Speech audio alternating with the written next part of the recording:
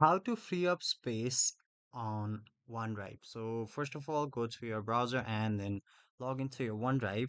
So once you're there, what you'll have to do is in your section of this, like your OneDrive, you can simply select manually the files you want to delete and then you can simply delete them.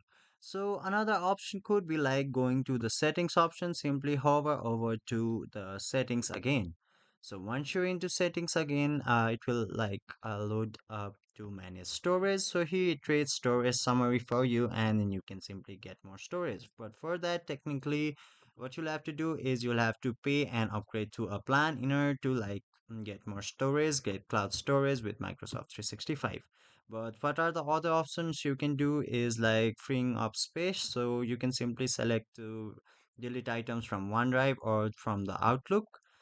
You can simply see the Outlook attachments if there are some attachment embedded in the Outlook, or you can simply go with the OneDrive videos or photos or any kinds of files you have. So into the OneDrive here, you can see largest files in your OneDrive. You can simply see, you can select them.